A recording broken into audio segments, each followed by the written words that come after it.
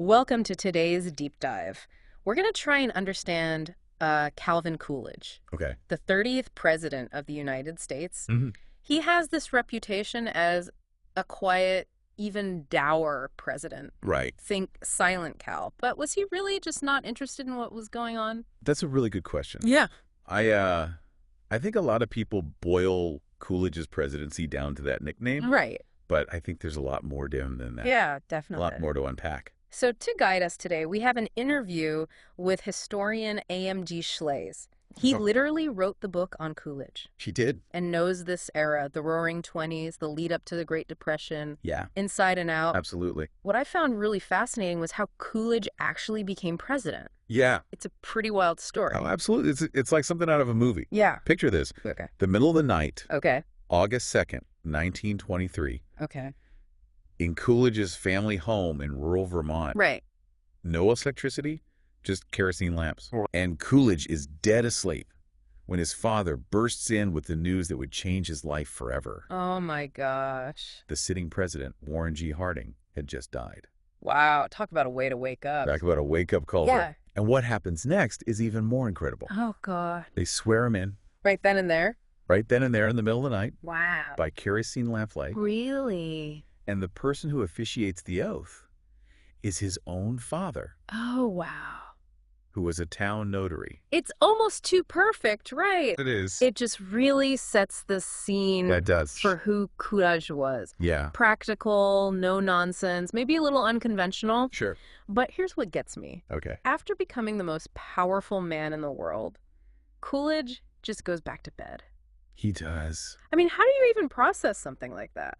I think that says a lot about Coolidge's temperament. Yeah. He wasn't a man who panicked easily, and I think it also reflects his view of the presidency. Oh, interesting. For him, it wasn't about personal ambition Right. or glory. Yeah. He saw himself as continuing the work that Harding had started.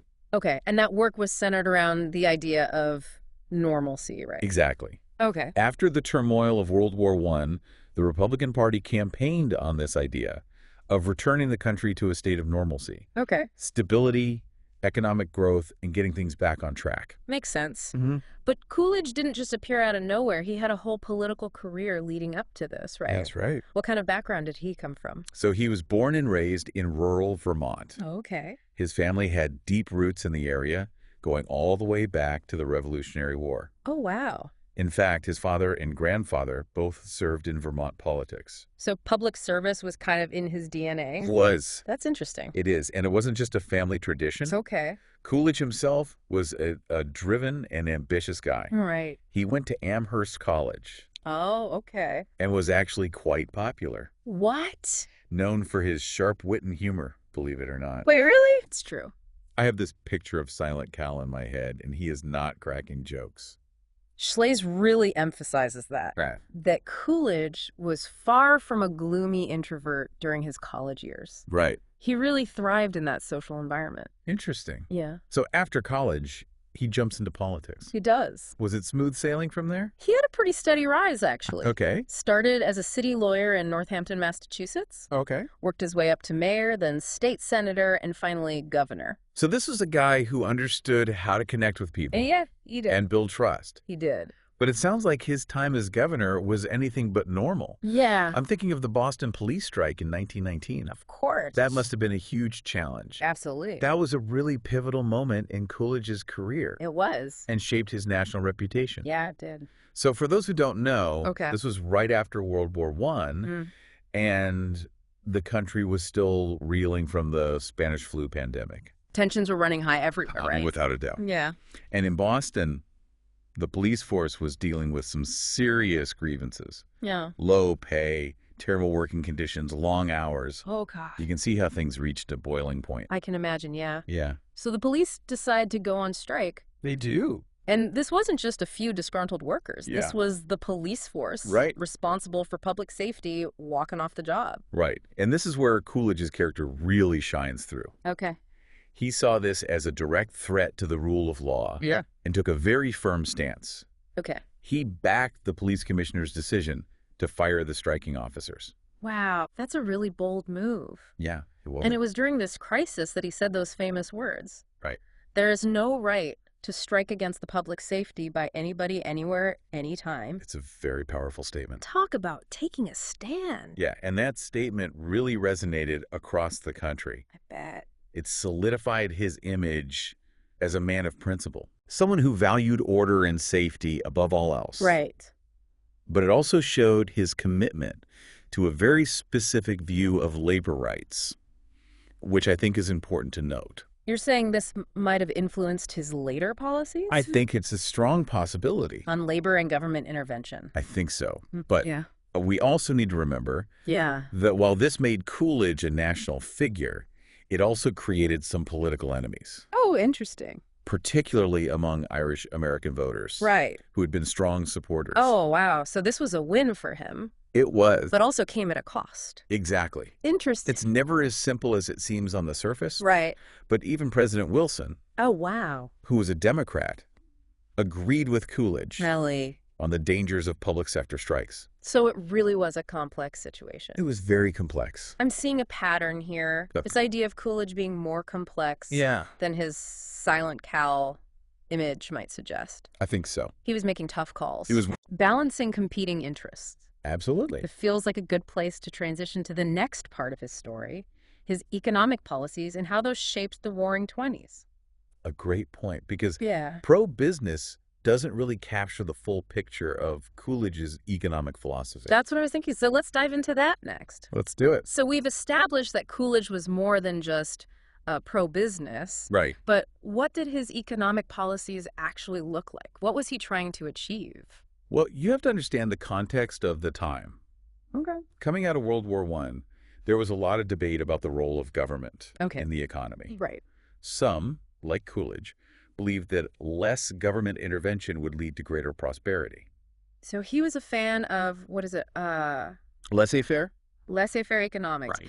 Honestly, I've heard that term thrown around, but I'm not entirely sure what it means. It essentially means let it be. Okay. In economics, it refers to a system where the government stays out of the market as much as possible. Okay. No price controls, minimal regulations, very little involvement in business affairs. Right. The idea is that the free market will naturally regulate itself and lead to the best outcomes for everyone. So Coolidge believed that if businesses were left alone to their own devices, they'd create more jobs, innovation, and a stronger economy. Exactly. Coolidge believed that the best way to help people was not through government handouts or programs, but by creating an environment where businesses could thrive and create opportunities for everyone. Okay, I get that. Yeah. So how did that translate into actual policies? So Coolidge focused on three key areas. Tax cuts, deregulation, and a balanced budget. He believed that lower taxes would stimulate investment and economic activity. Deregulation, or removing unnecessary government rules and restrictions, would make it easier for businesses to operate and grow. Got it. And a balanced budget would ensure fiscal responsibility and prevent government overspending. That makes sense. But this was also the era of the Roaring Twenties, right? It was. All that glitz and glamour and excess. Yeah. Was that a direct result of Coolidge's policies? That's a really good question. Yeah. It's a common misconception that the Roaring Twenties were all just a superficial bubble. Right. Schllays argues that there was genuine progress happening alongside those cultural shifts. He points to things like increased productivity, which led to the widespread adoption of Saturdays off. Wait a second, so we can thank Coolidge for the weekend. It's certainly a part of the story. That's awesome. There's more. Okay. The 1920s saw a massive expansion of electricity and indoor plumbing. Oh, wow. Which dramatically improved the quality of life for millions of Americans. Yeah. And then there's the rise of the automobile. Right. Which completely transformed transportation and opened up all these new possibilities for travel and leisure. So it sounds like there was genuine progress. There was. For a lot of people, not just the wealthy elite. Absolutely. Okay. Of course, we can't ignore the complexities of this era. Yeah. The 1920s also saw the resurgence of the Ku Klux Klan, which is a chilling reminder of the deep-seated racism and prejudice that still existed in American society. That's a really stark contrast. It is. You have this economic boom and cultural liberation happening. Right. But at the same time, you have the KKK marching down Pennsylvania Avenue. It's hard to reconcile those two images. It is hard to reconcile, yeah. Oh. Yeah. It's a stark reminder that progress isn't linear. Right. And while Coolidge is often criticized for not doing enough to address racial inequality, Schllays argues that he did take some subtle but significant actions. What do you mean by that? Like, did he actually confront the KKK? He did. He did? He directly addressed the Klan's ideology in a speech to the American Legion. Oh, wow. Emphasizing the importance of unity and shared American values. Okay. He said, whether one traces his Americanism back 3 centuries to the Mayflower or 3 years to the steerage is not half so important as whether his Americanism of today is real and genuine. Wow, I never knew he said that. Mm-hmm. So he was willing to take a stand, rhetorically. At least rhetorically. What about in terms of policy? Well, he did support funding for Howard University, a historically black college, and advocated for the creation of its medical school. Oh, wow. He also pushed for the expansion of night schools, recognizing the need to provide educational opportunities for all Americans, regardless of their background. So it sounds like he believed in equality of opportunity, even if he didn't always champion sweeping social change. That seems to be the consensus among historians. He wasn't necessarily a firebrand activist. But he did support policies that promoted education and advancement for marginalized communities. Interesting. So it seems like even on social issues, Coolidge was more complex than his reputation might suggest. I think so. Were there any other key There were a few social or political developments during his presidency? In 1924, Coolidge signed the Indian Citizenship Act, granting Native Americans U.S. citizenship. It was a long overdue recognition of their rights, but as Schllays points out, it was also a complex and controversial piece of legislation. Wasn't granting citizenship a positive step? It was, but it also sparked this debate about assimilation versus tribal sovereignty.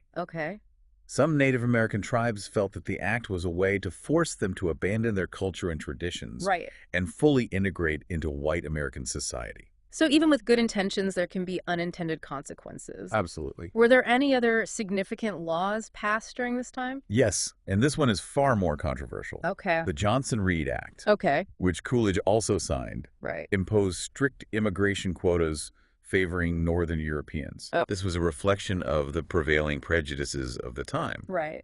But Schllays suggests that Coolidge likely had reservations. About the act? About the act. So you're saying he might not have fully agreed with it? That's right. Schllays believes that Coolidge understood the limitations of presidential power. And knew that a veto would have been overridden by Congress. So he signed it, but maybe with some personal misgivings. Perhaps. Interesting to consider the pressures he must have faced trying to navigate those political realities. This whole conversation is really making me rethink the Silent Cal image. He was clearly making some tough calls. Engaging in complex issues. Absolutely. Coolidge was definitely more nuanced than his reputation suggests. For sure. He was a man of few words, yes. But he was also a man of action, guided by a very specific set of principles and beliefs. But all those principles were about to be tested in a way that no one could have predicted. We've talked about Coolidge's personality, his policies, the cultural landscape of the Roaring Twenties. We have. But there's one big elephant in the room, isn't there? There is. The Great Depression. Yeah, that's where things get really interesting and where the debate about Coolidge's legacy really heats up. So let's dive into that next. Let's do it. Did Coolidge's policies contribute to the economic collapse? Or was he just unlucky leaving office right before the storm hit? Okay, so we've covered a lot. Coolidge's personality, his policies, the highs and lows of the Roaring Twenties. But the big question is, what role did he play in the Great Depression? Yeah, it's a question that historians have been grappling with for decades. Some argue that Coolidge's hands-off approach to the economy, his belief in laissez-faire principles, created this environment that was ripe for speculation and unsustainable growth. So they're saying that by not regulating the markets, he essentially paved the way for the crash in '29. That's one perspective. But Schllays offers a different interpretation. He argues that while the stock market crash was a significant event, it wasn't the sole cause of the Great Depression. So what does he think was the main culprit then? Schllays points the finger at government intervention. Specifically, the policies enacted by Coolidge's successor, Herbert Hoover.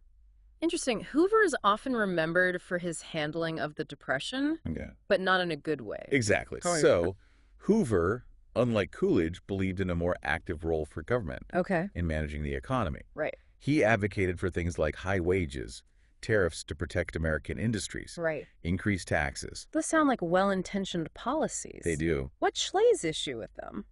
Schllays argues that these interventions actually prolonged the Depression. He believes they hindered those natural forces of market correction, preventing the economy from bouncing back as quickly as it might have otherwise. So it's a debate between two fundamentally different economic philosophies. It is laissez-faire versus government intervention. Right. Coolidge on one side, Hoover on the other. Exactly. It makes you wonder how things might have played out differently if Coolidge had stayed in office. It does. Would he have taken a completely different approach to the crisis? It's a fascinating thought experiment. It is. We can't know for sure, but it's clear that Coolidge believed in the power of individual initiative and limited government. Right. He might have taken a more hands-off approach, allowing the market to adjust and recover on its own. Which is a pretty stark contrast to the massive government programs and spending we saw under FDR in the New Deal. Yeah, it makes you wonder if Coolidge's approach would have been more effective or if it would have made things even worse. This is really making me rethink everything I thought I knew about the Great Depression. It's a reminder that history is rarely black and white. Absolutely. There are always multiple perspectives and interpretations. So before we wrap up, what does Schllays ultimately say about Coolidge's character and legacy? Well, he emphasizes Coolidge's personal qualities. He argues that Coolidge was a genuinely good man. A rarity in politics, he says. What makes him say that? Schllays points to Coolidge's aversion to personal attacks. He focused on policy, not personality. Interesting. He also highlights Coolidge's modesty. A virtue that seems almost extinct in today's world of self-promotion and grandstanding. And his famous quote, 10 years in Washington is too long, really speaks volumes about his humility. It does. And his belief in the importance of citizen leadership over career politicians. It does. And Schllays believes that someone like Coolidge could be elected president again. Wow. Despite what the cynics might say. Really? He argues that the American people deep down still value authenticity, integrity, and a leader who puts the nation's interests above their own. It's an optimistic view. But after learning more about Coolidge, I'm starting to think he might be right. Yeah. So to wrap up our deep dive into Calvin Coolidge, I want to leave you with this question. Would Coolidge have handled the Great Depression differently than Hoover? That's a question worth pondering. It is. And if so, what might that have meant for the course of American history? It's impossible to know for sure. It is. But I think this deep dive has provided a lot of food for thought. It has. It's definitely made me want to learn more about Coolidge and his impact on this pivotal period in American history. That's the goal. If you're interested in exploring further, check out Schllays' book and the Coolidge Foundation website. Lots of great resources and information there. Great advice. So until our next deep dive, keep exploring, keep questioning, and keep an open mind. Absolutely. To the complexities of history. Sometimes the quietest figures have the most impactful stories to tell.